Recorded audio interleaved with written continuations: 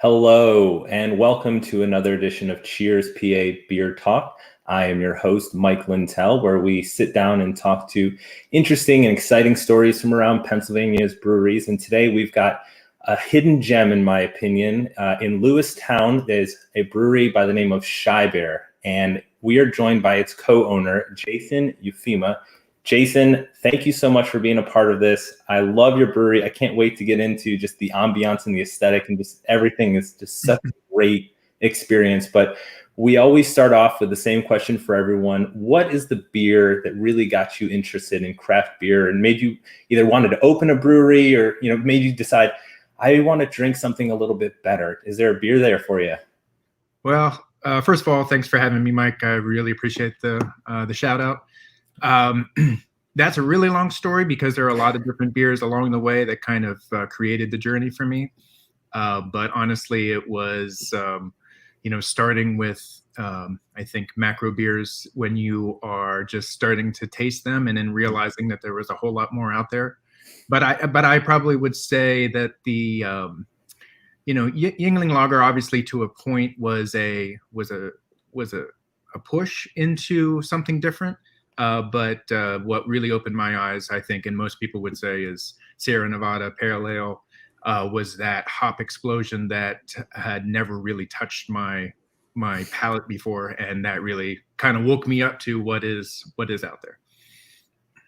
Well, that's a really great one. A very similar beer for me. It was Lagunitas. Lagunitas and Sierra Nevada Pale Ale were just like neck and neck in terms of I've never tasted anything quite like this, and really got me interested in going down that hoppy rabbit hole where no doubt nothing worse than ending up there. Right. So we mentioned earlier that your brewery, in my opinion, just a hidden gem, just beautiful space. Mm-hmm. You're in Lewistown. Can you give us just a little bit of like how you ended up there and where Shy Bear got its origin? Sure. Well, we started here because we live here. We live on the property. My father started Rich Coast Coffee in 1978. That is, at one time, was actually the service department of that was inside of the brewery, and where I was doing our small batch roasting of shade grown, organic, fair trade coffees. And the main story of how it kind of came about was really looking at creating a cafe in that space and realizing that there was a lot of build out. There were ADA parking spaces and widening doorways and access issues, parking issues, and really looking at that as a whole and saying, well, this is our time to do what I've been wanting to do for a long time anyway, which was the craft beer restaurant space, with the idea that the destination was part of it from the very beginning. We realized that there was a microclimate in Lewistown and in Mifflin County that would allow us to do some of what we wanted to do for locals, but we realized that if with social media, obviously what the media we're on right now, mm-hmm. anything that gets the word out these days, that a destination place like this is so much more attainable as long as you are hitting all of the things that you want to do from the get-go. Absolutely. And I would honestly say that in terms of like a destination, I would consider you more of a hidden gem versus, off the beaten path, because I didn't realize how close you are to 322 and just your proximity between State College and Harrisburg and what that opens up just in those two markets is incredible. And you consider what the traffic is like for 8 or 9 Saturdays a year. And it's massive. And it doesn't disappoint because when you get there, it's just such a beautiful property. I can see the light coming in from behind you. It's such great light, but it's treed, it's dense. It's quiet and serene. It's such a beautiful place. And the vision to carry that coffee experience of a cafe into the brewery, it really feels that when you're in the tasting room, because you don't feel like you're necessarily at a regular tasting room because the lighting is beautiful, the fixtures, everything is very thought out. And I think that whole experience really catches you off guard when you're like, I just got off the exit at Lewistown and like this place is amazing. I've been back personally a couple times. I was there for work a few times, but it's always just a great destination place to visit. And the food is tremendous right along with the beer. So was it always the intention that whatever you're doing, whether it was the coffee, then into the brewing, and then as well as the food, the highest level that we can attain with the care of we want to put our best foot forward. That seems to be my interpretation. Sure. I mean, I think that I would guess that anybody who's doing food wants to do it well. I mean, I'm not going to pretend that I'm that much different or we're so special versus somebody else, but I think there is a level of attention that is suggesting that there are going to be ingredients on menu items for us that aren't going to just be the standard fare. That being said, I also feel like we can't go with 8 farm to table entrees and feel that we're going to be an attainable brew pub either. So you have to find that kind of interesting gauge of it, but also letting the cook and our head chef Johnny have his thumbprint in it, because if not, then if it's just mine the entire way, then there's no real I would say any growth in the idea of where the identity of our food comes from.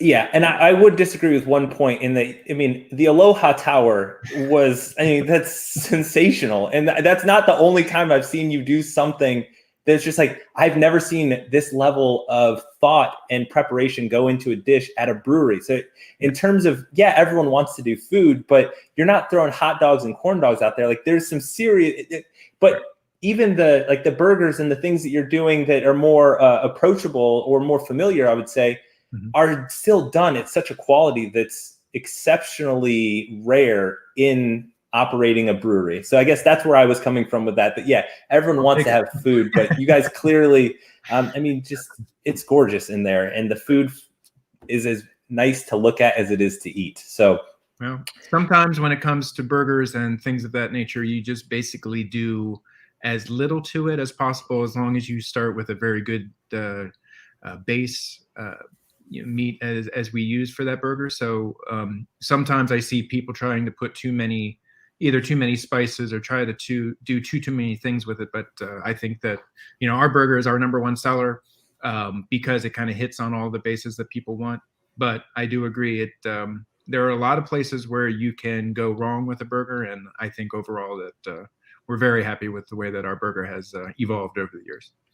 Yeah, and you said something there that really resonated, because I see it in your beer as well, not throwing too much at something. You know, a lot of your beers, your brewer has a very technical approach, and he does everything, just the quality of the styles, and it's a wide range of styles, right, is always exceptional. And he does beers that you're not really able to hide behind. You know, he's not throwing a lot of different things at it to maybe mask an off flavor here or something there. Like, he'll put out, like, that Logan Pilsner is tremendous, never disappoints, and you can't hide. You know, it's just it's a crisp, clean beer.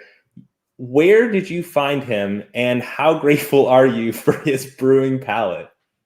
Oh, Roger. Yeah, Roger McKelvey he's been with us a little over 2 years now, 2.5 years almost. He originally started in packaging at Cigar City in Tampa. Had kids, moved up back closer to family, and was a cellarman at Pizza Boy in Enola, and took a brief stint from there into making biodiesel, thinking that, you know, a 9-to-5 job, it's basically like brewing beer but with ethanol. And he just felt that his heart really wasn't in it. He really liked making beer and things that he can consume instead of putting in your car. So it was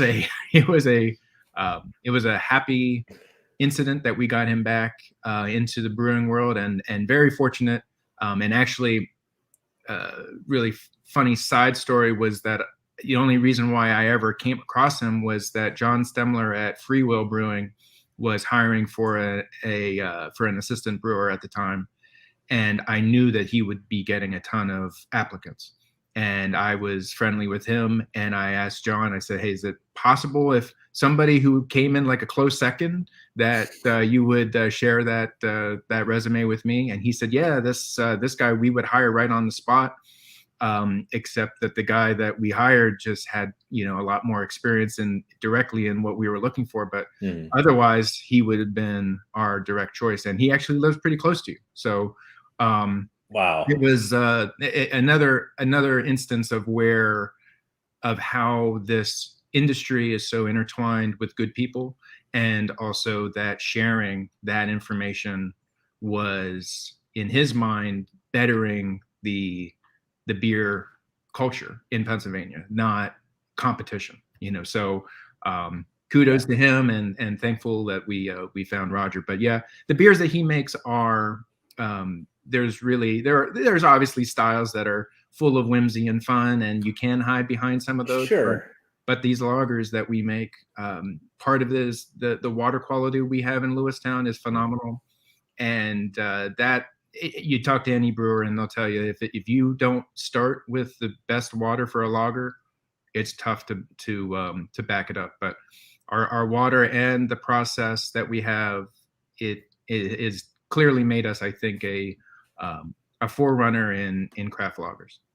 Absolutely. Yeah, and I never even considered the water part of it. And, that brings me to my next question about, I'd heard some stories about your commitment to the environment and stuff that you guys are doing there at the brewery with, the solar panels and recycling your hops and trub and that kind of stuff for your compost. But is that a holistic viewpoint? Or, you very grateful for the land that you have there, and are you a real advocate for the outdoors there within the county?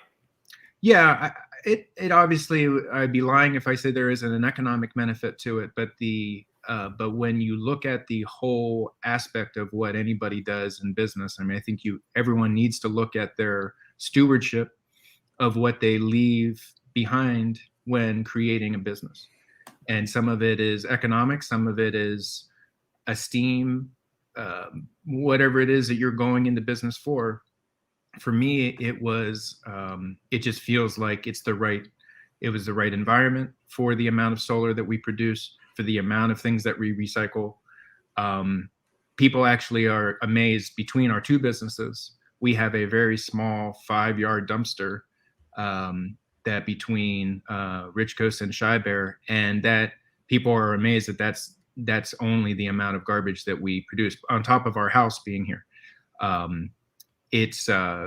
We try to take everything into account, anything that can be reused, anything that can be repurposed, and particularly when the sun is free energy, you might as well take it. Absolutely. That's I love the term stewardship. It's something that I care very much about as well. So I'm glad to hear that, you're carrying some of that through with how you're operating the business and how you look at the legacy of what you're trying to leave behind. That's really cool. The entire vibe at Shy Bear is just magical. I mentioned, when you drive up that tree-lined driveway, and then all of a sudden it just opens up, and it's just, the buildings are beautiful, but then you see that courtyard, and what a beautiful outdoor space, and such a fun way to do so many different things. Where did the interest in having an outdoor venue, concert type of a space attached to your cafe, where did that come in from? Or was that always something from the beginning you wanted to see? That was something from the very beginning. Knowing and talking with my wife, Jen, who obviously she runs all of the front of the house stuff and coordinates all of our staff. So big kudos to her as well for everything that she does inside of the experience, the server experience that people get there. That's all her. Yeah, definitely kudos to her. I hate to interrupt you, but I've had some great service both by myself, and I was there with my son and my wife. I think he was like 9 months at the time, and people were super cool. It was a Friday night. It wasn't like we were there late, but we weren't early, and like no one really had a problem with the kid being in it. The servers were great with, accommodating the needs of what we needed as parents with a small child, and just, it was super grateful, and what a very kind experience for us. So thank you. Yeah, obviously, not to go too far on a sideline, but our philosophy kind of go into the stewardship side. Our feeling with children is that this is our time to teach children what responsible alcohol consumption is like.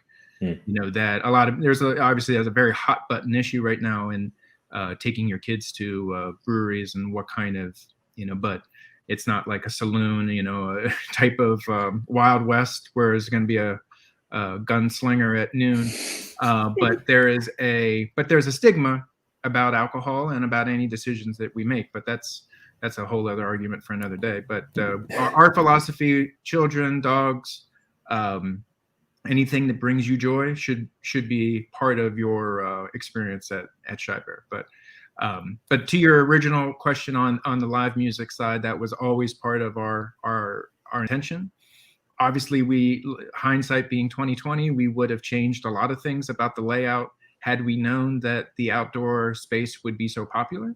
I thought we would get some people that would come out here or there, but when it's April through October and 85 to 90% of your clientele is sitting outside, we obviously would have changed some service ideas of where food and drink is coming from.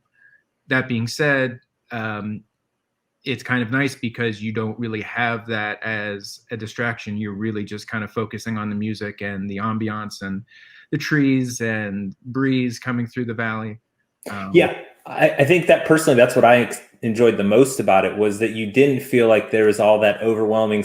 I know that from your side, it can be challenging not having the support and the resources to service when you have such a large crowd outside. But at the same time, if you can mitigate that through your staff, to be able to keep that more of an artist-friendly zone is really very nice as an experience for just taking in a concert. So definitely something worth checking out. Cool.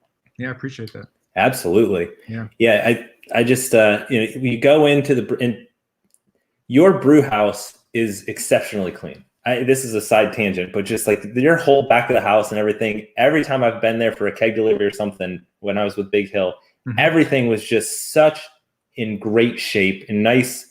It's refreshing to see the attention and the care going all the way, not just for the guest experience and what they see, but all the way down to just how you operate your business, for your staff. It's very nice. Appreciate that. Where would you say your projects with the barreled beers, where would you say that has come from? Is it something that was a brewer interest? Is that something that you wanted to see? Because originally I didn't notice you having those wild ales and doing some more of those long format, big bottle format beers. Is that something just with the time of being open and really being able to develop those projects, you're starting to see the fruits of the labor? Definitely. Specifically our Wild Brook wild ales, mixed fermented beers that we had just have launched. We launched 2 of 4 so far. We'll launch the other 2 hopefully October, November, sometime before the holidays is our hope. That will be at that time we'll be launching our rustic saison and a blueberry golden sour. Those 2, in addition to the 2 that we just launched, our Brewer's Blend Cuvée and the Flanders Red Brown. Those 2 basically everything. It took about almost 2 years to make. So when Roger first got his feet wet, it was first thing like, "Hey, we're doing wilds, right?" And I said, "Of course we are. Whatever you want to do, I'm down for it." And we've always had that in our mind, obviously from a farmhouse brewery, that we should have a little bit, with the scenery and everything, and we have the space. Obviously, maintaining that area to be clean and no cross contamination. A lot of different safeguards behind keeping everything, keeping church and state separated, if you will. But they've come out very well, and it's for those people who like wild sours, it's something that I definitely would suggest that you take in. And we are allowing them to consume them on spot, so it's not just take grab and go bottles. So we are allowing people to consume them as dine-in. We are, as far as the big format, heavy ABV bottles, that's something we've been doing pretty much all the way. Those have a minimum of 6-month aging with anything on the clean side. But we just had these last 2 imperial stouts that are really taking off, and at least if Untapped is the verdict, which is always another side conversation, but at least as far as Untapped world, people are loving them just as much as us. Yeah, my opinion is Untapped Yeah, if it's good, it's good. And if it's not, I didn't see That's it. right. Right. Exactly. Oh man. So I noticed that the Blue and White for Life is back Yep. again this year. Would you mind sharing a little bit about that collaboration and kind of what it means to you and those great breweries that you're working with? Sure. Yeah. Stable 12, Locust Lane, and ourselves put this together a couple years ago. The first version was a blueberry milkshake IPA, trying to really go after the blue and white connotation. But this year we thought, it's still warm out. Let's try to keep this kind of quenching on a game day. So we have a 5% hazy pale ale. And then we also this year we partnered with Deer Creek Malt House, who provided local Pennsylvania blue corn. So that gives us a little bit of the blue idea, and then we used a wheat base with that as well. So a little bit of flaked wheat. The blue corn adds a really interesting exotic. I wouldn't say like almost to a rye standpoint where it's not as peppery as a rye malt, but it definitely adds a certain graininess to the taste profile that isn't just going to be super sweet or soft as a hazy sometimes will be. So it kind of gives a little bit of West Coast touch to something that has some pininess as well as the citrus notes. So I think altogether for a 5% beer, I think it's going to be very popular for us, and obviously leading into the first home football game on Friday, we're expecting quite a crowd coming here to visit us on the way to the promised land. Absolutely. Yeah. Game days in the Happy Valley, I'm sure, are always good times for you, and as well as 120,000 plus of your best friends. Right. Yeah. We don't have parking for all of that, but like a small percentage can stop by. That's right. You can figure out how to get a little roadside stand out on 322 license for 9 weekends a year. You would be doing all right. I would like that. That would be fun. I'll take the opportunity. Absolutely. Well, if we can figure it out, I think you're the man for it. And the vision that you've had for that place and just how it's been built out. And I know you've had help and you have partners and all that. And it's very nice that you have such a collaborative approach to everything you're doing there. But it's really refreshing to see community reinvigorated or built around a place that's not necessarily everyone clamoring for the same piece of land, where you're saying we're going to go and we're going to stake a claim to making this our place. And it doesn't have to ascribe to what is here. We can just make it our own. And it's super refreshing. And someone who didn't grow up in Pennsylvania, really nice to just see someone decide to change a little bit of a little place and say that we're going to make it our place instead of it just where it's at. So the whole approach it's very intentional and super thoughtful, and we appreciate it. Yeah. I mean, it is to your point, when you have people, and there are people who get it, people who don't, they look at this and they think it's not necessarily the environment that maybe they are interested in. They're used to what they know. But I have to say that the parts that keep you going, there's plenty of frustrating parts of any industry you're in, but the things that keep you going are the locals who have such pride and look around and they don't know anybody who is there at the brewery. I mean, they maybe see a familiar face here or there, but they're just astounded by the amount of people that come from all over the state, all over the country at this point. And it's those are the things where they just feel like, well, it's finally time that people understand and see what this area is like. Why do we live here? Why is this important to us? Why is the space and the cleanliness and the friendliness of Mifflin Countyans, why is this important to us? And this just sheds light on it. And I'm happy to be one of those places that can install pride in people who live here. People deserve nice things, and it shouldn't just be. I live in a very rural area too, and we had a restaurant that was people coming from Frederick to Carlisle, like driving over an hour, and locally, some people got it and they were very proud to have something like that, and just really happy to have it. And some were just like, I just don't get it. But it's never been about well, if it's not for you, then, you know, you need to get out of here. I think it's just sharing these beautiful places that Pennsylvania has that maybe just get driven by because it just never got the exposure before. But having some of those nice modern city touches, but still maintaining that rustic and rural environment, I think is important as we bridge the gap in society and trying to find a way to just all come together and have a conversation about anything. Beer really helps. So it's nice that you're building out those spaces and keeping those places alive. And I have to, I just going back to that. I'm so glad to see that you didn't go with the blueberry again this year. I'm so, like, it's just not my style. Understandable. But I dug the fact that you brought Deer Creek in, and, you know, the tongue-in-cheek blue corn, but like, that's a real agricultural beer that you're putting out there, and, you know, really fits in the mission of what I've always seen you as someone that cares about ingredients and cares about agriculture. And just, it's nice to see those notes coming through, because I'm sure those were Pennsylvania blueberries and Pennsylvania milkshake that you were putting in there, real farm show milkshakes going right into that beer. But you know, the dairymen were excited.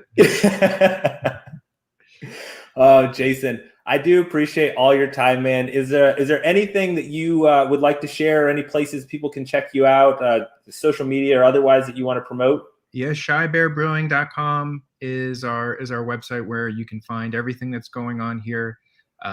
But also Facebook, Instagram, you'll find us both at Shy Bear Brewing. And those are generally where we'll put more of our day-to-day specials, what's going on for the weekend, changes to band schedules, things of that nature. But they do, you know, slightly update the website over time. But yeah, those are the main places, and just keep in touch however we can. Absolutely. Yeah, definitely check out that event page. They're getting some serious talent coming up there. I saw Zach King's on the schedule, and if y'all don't know about that, you need to find that man, because he is awesome. He's going to be a name. We're making our claim right here. It's internet record now, but Zach King's going to do some things. That guy's got a great talent, and I'm glad to see he's hooked up with you guys, and along with all the other acts that you get in there. I think I saw a tableside musician when I was there one time. Like, you never know what you're going to see, but it's always a great time, and the beer never disappoints. So check out Shy Bear in Lewistown. Co-owner, Mr. Jason Ufema, thank you so much. I appreciate your time. Until next time, y'all, I'm Mike Lintal. Cheers, PA. Yeah.